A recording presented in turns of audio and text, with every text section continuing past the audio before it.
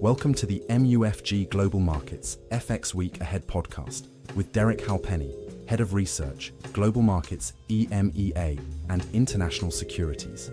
It's Friday, 27th March, 2026, and joining Derek to pose some questions on the financial market themes for the week ahead is Chris Jakubowski, Head of Hedge Fund FX Sales. This material is only intended for professional investors in jurisdictions in which its use is permitted under applicable laws, rules, and regulations.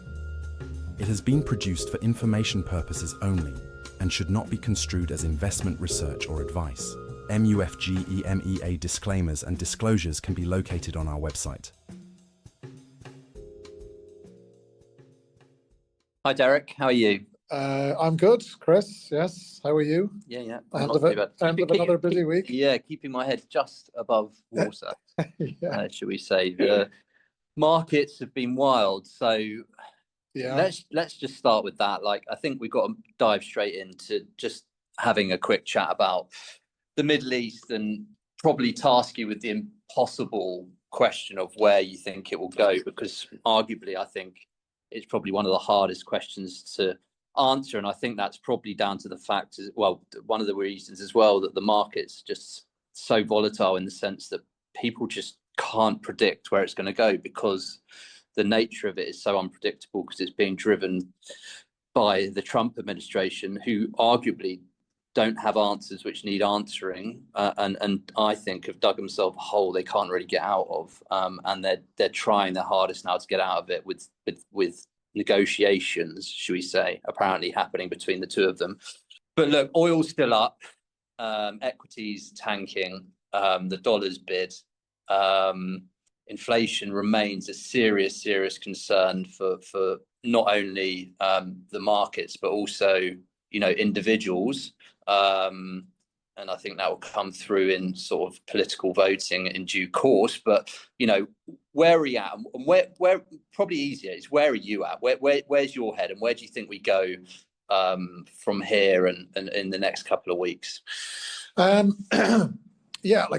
guess regular research readers, listeners will have heard that we kind of laid out three rough scenarios. In the first week, we published that, and the scenarios had ranges for crude and FX impact.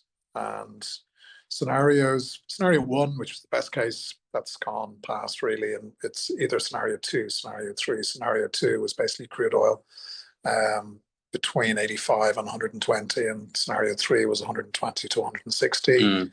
And obviously we're kind of, from that perspective, we're in scenario two, and we're potentially drifting towards scenario three.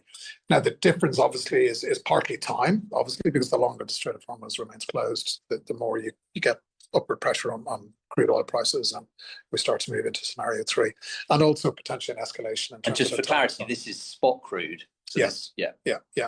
And then you have energy production facility attacks escalating, and then supply concerns and reassessments of supply projections forces crude oil prices higher. In scenario two, we have DXY up, maybe something in the region of unchanged to 4% stronger, and then in scenario three, a worst case scenario, potentially DXY moving up by about 7-8%. Now, scenario three involves other aspects starting to fall into play. Now, you mentioned equities have they're certainly down today, but when you look at the bigger pictures at the beginning of the conflict, you wouldn't really describe equities as having yet tanked. VIX, for example, has gone from 20 just before the conflict began. We're touching around 30. If you go back to Liberation Day, we spent nearly 3 weeks between 30 and 50, 55 on VIX. So we're still relatively contained from a risk perspective. But if we move into that higher crude oil range, then I think you're going to get investors started to price in greater risks of global recession. That's when equities start to come under bigger pressure to the downside. And then I think the FX performance in terms of G10 starts to change. Like at the moment, I think terms of trade and yield, is still having an influence in terms of G10 FX performance. So beyond the dollar, which is stronger against all of the rest of G10, sterling is the next best performing currency. And then you've got CAD and NOK, second and third best performing. So sterling, bit of a head scratcher, maybe. Yield, obviously front end yields have moved the most in the UK, 2-year up over 100 basis points. OAS pricing for this year has gone from 2 cuts to 3 hikes. So it's a 125 basis point swing. So, that's the logic maybe in terms of sterling's performance. And then obviously in terms of CAD and NOK, you've got the terms of trade. But if equities start to tank, and then we get into a broader risk off related to global growth, I think the dynamic starts to change. Right. I think yield becomes less important. Therefore, I think sterling underperforms, and we could see a pretty notable correction lower in sterling. And then I think, for example, well, certainly NOK, CAD, Aussie's already slipping down the table, which might be an indication of broader risk starting to become an influence. I think NOK and CAD would suffer as well. And then the likes of Swiss franc, which is towards the bottom of the G10 performance table, I think would certainly move up towards the top end. SMB intervention, yes, that's a factor since the SMB policy meeting that may be resulting in underperformance. But I go back to what I said. VIX is still relatively low. We haven't really seen a big risk-off move. If that starts to unfold, I would certainly expect the Swiss franc to outperform. Do you think it will? I mean, do you think they will? Do you think Trump will let it go on that long though for crude to remain elevated? I know it's obviously he's in the hole, so it's not completely his choice. But I think he sort of found himself in a difficult position now, and he probably wants to get himself out of it as quick as possible.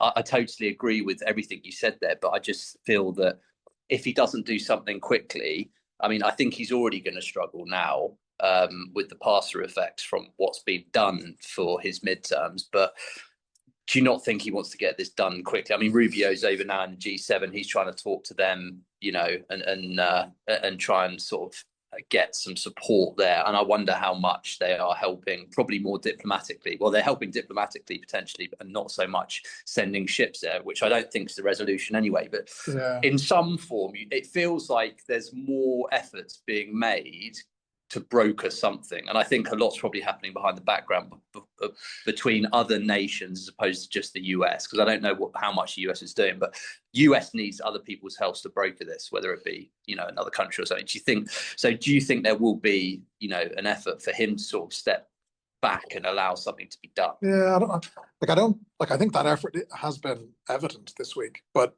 it's not as simple as Trump clicks his fingers and we have de-escalation. No, quite the opposite. There's 4 players. There's Middle East countries who, from speaking to colleagues and other people in the Middle East, what's being kind of heard out there, for example, is that a lot of these countries couldn't accept that the Iranian regime staying in power after what happened. Well. Yeah. So the Middle East countries are one actor in all of this. Israel is another. Then, of course, Iran, and then, of course, the United States. So let's say there's another big push. I think obviously one of the most important players is Iran. So if you're Iran and you're thinking, okay, if I go into negotiations, let's say next week, what's my leverage next week compared to my leverage maybe in a month's time or 6 weeks' time when things have got a lot worse?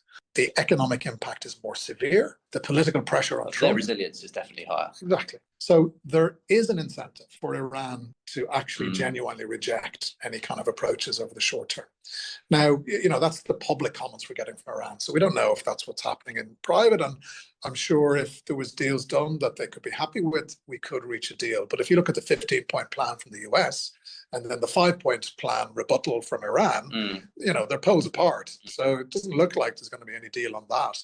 So in that sense, I still think it's quite difficult over the short term to get to that point.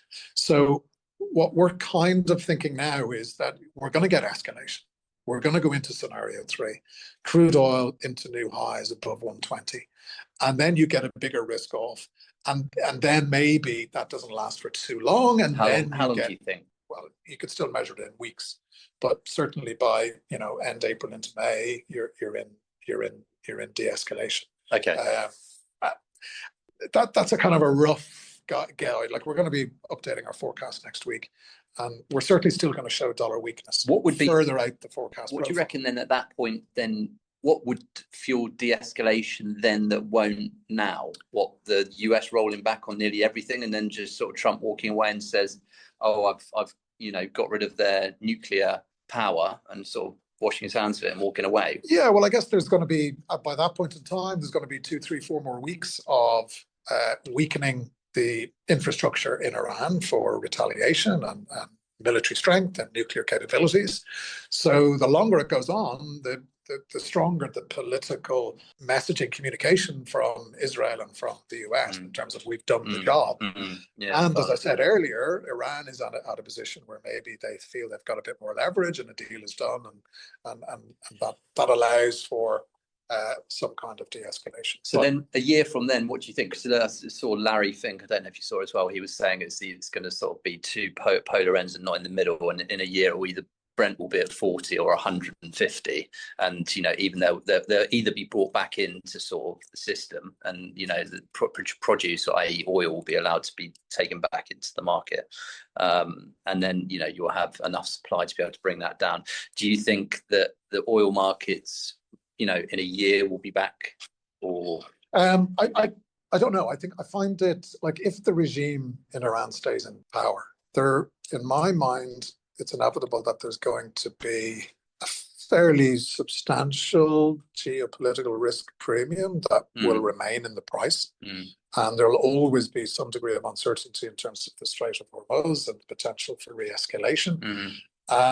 In that context, I'd be surprised if we were back at 40 in a year's time. Yeah. If the regime is removed and there's a more Western aligned regime in power, then potentially that could take place. But what I would say in terms of FX, to your question, the dollar is not strengthening as much as we thought it would be at this point in time, given where crude oil is and given what's starting to happen to equities. Now, maybe we'll get a bigger move stronger now in the next week or so. But, I do still think, if you go back to January, if you go back to, pre-conflict, we had that big debasement fear about the dollar, and we had, gold and silver going through the roof. And there is an underlying weak fundamental backdrop for the US dollar. And I don't think that's gone away. And it might be influencing the scale of dollar strength that we're getting at the moment. And if we do get de-escalation, I think you move further out, the Fed is going to be the first to start cutting in a de-escalation scenario. We actually now think the ECB are going to raise rates. Yeah. We think the Bank of England will probably raise rates as well. Yeah. So the reaction function has changed completely for an energy price shock. And that means the scale of dollar strength might be less. And then once de-escalation arrives, the fundamentals are certainly still weak for the dollar, and we see dollar depreciation. Okay, so touched on ECB and on the Bank of England. We saw those front end rates flying. What about BoJ though? Obviously, we had the expectations were for two more hikes there, but we're up at 160, and it's hovering around there, and it's not coming down. What are your expectations for dollar yen? Well, based on what I was just saying there, I think dollar yen is definitely going to go higher.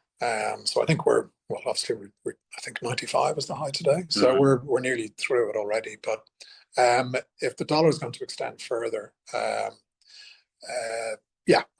think we're going to break higher. Now, again, going back to what I said earlier in terms of the dynamic in FX starting to change, if falling equities becomes the risk aversion type trade, the yen then versus the dollar might not move as much, but I still think we're going to break above 160 in the meantime. And then it's about intervention. When does it happen? I'm not sure it'll happen immediately. The fundamental backdrop is obviously a bit more challenging for any kind of successful intervention. A tail risk, it's not our view, but it's worth mentioning, is joint intervention. Yeah. The Fed checked rates in January. The Trump administration in general don't like a stronger dollar. If they want to send a message to the markets that they don't want the dollar to strengthen during this conflict, joint intervention would certainly be one way of doing that. So I still don't think it happens, but it's worth keeping in mind. Yeah. Okay, cool. That makes sense. And then the BoJ, we have them raising rates in April. Twice, right? Yeah, twice in total. Why not? Next one. When do you reckon? October, December then, or the next one after? Again, assuming de-escalation has taken place by then. Yeah, definitely. So they actually upgraded their range for the neutral or the R star estimate. It's pretty much the same. Do you think they go in April, right? Yes, I do. Yeah. Still. So they've announced a new CPI measure yesterday. It's a measure that incorporates excluding policy steps that have impacted inflation. So subsidies on energy, mobile phone charges, cut, COVID-related policies, all of that. They've incorporated that into the index, and that on an ex-fresh food nationwide basis, excluding policy measures, the annual rate is currently at 2.2. Okay. That's versus a 1.6 actual level of nationwide. So it tells you the message, I guess, is to a degree that they're achieving their policy stance, and there's justification there for a hike in April. Yeah. Good. Okay, then quickly let's move to the week ahead and sort of there's what's coming. And I think there's probably some US data. Well, there's the non-farms, there's US retail sales as well, I believe, and then there's EU inflation. We chatted on it briefly earlier as well. Do you think that you're going to start seeing sort of the effects coming through of the war in European inflation and retail sales and the NFP? Yes, but the energy impact in terms of, in particular, retail fuel at the pumps, that will be captured in the data, and I think then more pronounced will be the month after. So it'll start to play through for sure. And again, I just think the ECB have actually got the best credibility in terms of having achieved their inflation target post the global inflation shock. The Fed haven't done that. The Bank of England haven't done that. So they have credibility in that regard. But because they've achieved their target, the policy rate's actually neutral. Whereas for the Fed and the Bank of England, they still have a restrictive stance. So for that reason, the stance being neutral, we think the ECB would probably be quickest to move. And they want to get on top of it. Lagarde's message when she gave her speech this week was very, very clear. They're not going to hang around. And they probably see the value in preempting and taking the risk of doing it when they shouldn't have, rather than waiting too long like they did in 2022. So yeah, and there'll be evidence in the data, I think, for sure. In the US, payrolls obviously is the big one, but we also have the ADP and the JOLTS reports, and in general, obviously the 92,000 drop in payrolls was strike-related, weather-related. That will reverse, and we're back to maybe what was the average pre that drop. So the consensus for Friday is around 50,000. There is some uncertainty. The birth-to-death model has changed, so that's kind of skewing the data a little bit. So there is maybe a higher risk of another surprise print. But obviously, I think it'll be better than the drop we had last month. And yeah, lots of other data. But the one I would highlight to listeners to have a look out for is the ISM manufacturing on Wednesday.